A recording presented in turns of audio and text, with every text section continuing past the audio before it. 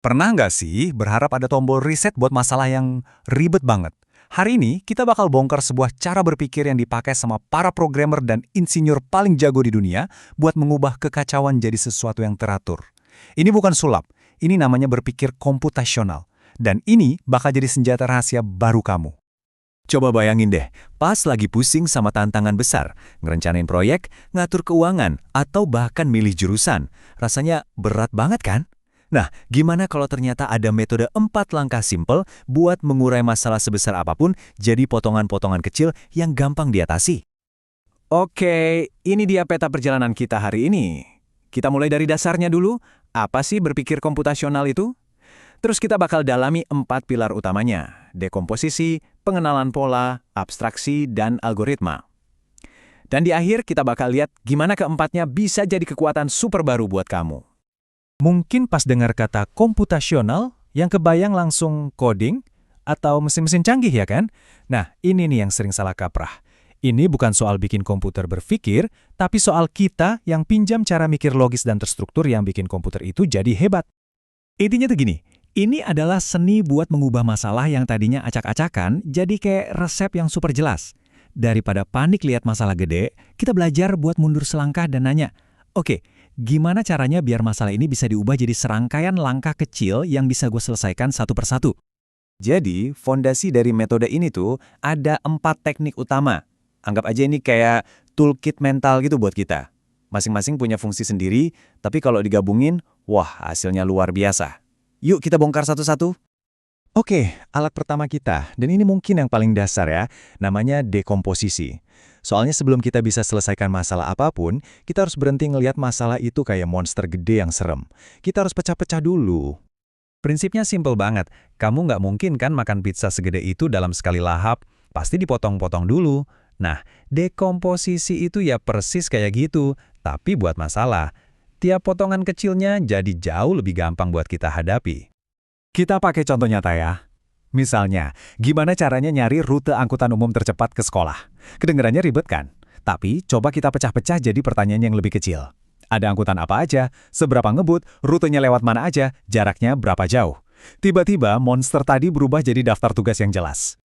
Oke, kita udah punya potongan-potongan masalahnya. Terus ngapain? Nah, disinilah pilar kedua masuk. Sekarang waktunya kita jadi detektif dan mulai cari petunjuk-petunjuk tersembunyi dari potongan-potongan itu.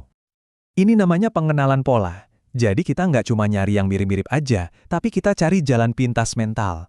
Kalau kita sadar nih, masalah A, B, sama C solusinya polanya sama, kita nggak perlu lagi kan pusing-pusing dari awal tiap saat, jadi lebih efisien.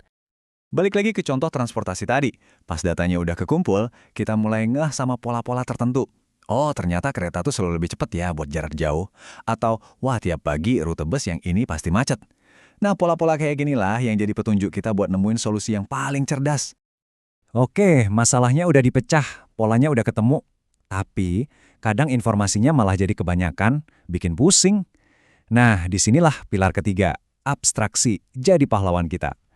Ini tuh seni buat menyaring semua detail yang nggak penting. Tanpa abstraksi, kita bisa-bisa malah overthinking. Kebanyakan mikirin detail yang nggak penting. Abstraksi ini maksa kita buat nanya, dari semua info ini, mana sih yang benar-benar ngaruh ke hasil akhirnya? Ini soal fokus ke sinyalnya, bukan ke gangguannya. Di kasus transportasi kita, yang penting kan cuma rute, jarak, sama waktu tempuh. Soal warna bisnya apa, atau di jalan ada toko apa, itu semua ya cuma gangguan aja. Begitu kita buang info itu, inti masalahnya jadi kelihatan jelas banget. Sip, ini dia momen puncaknya. Kita udah pecah masalah, nemu polanya, nyari informasinya. Sekarang kita siap buat langkah final yang paling penting, bikin rencana aksi. Nah, inilah yang kita sebut algoritma. Dengar namanya jangan keburu takut ya. Algoritma itu sebenarnya cuma resep. Serius, sesimpel itu.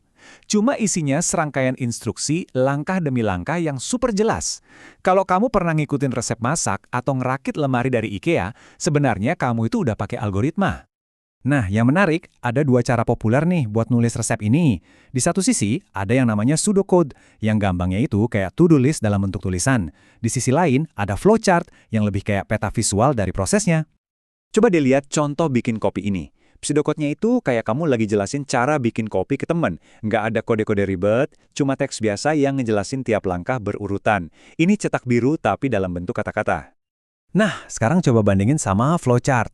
Prosesnya sih sama, tapi cara nampilinnya beda banget. Ini bukan lagi daftar, tapi udah jadi kayak peta.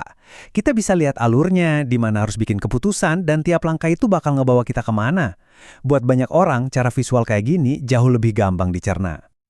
Oke, jadi kita udah bongkar keempat alat dari toolkit mental kita. Sekarang, yuk kita lihat gimana semuanya ini bekerja barengan, mengubah teknik-teknik terpisah ini jadi satu mesin pemecah masalah yang super canggih.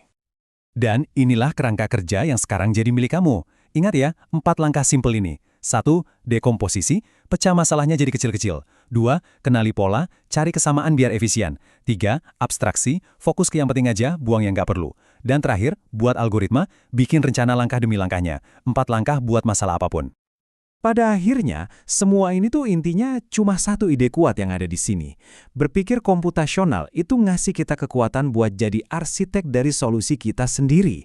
Ini soal menggabungkan kejernihan logika komputer dengan kreativitas kita sebagai manusia. Jadi, sekarang toolkitnya udah di tangan kamu. Kerangka berpikirnya juga udah ada. Pertanyaannya sekarang simpel. Masalah rumit apa yang bakal kamu taklukkan pertama kali?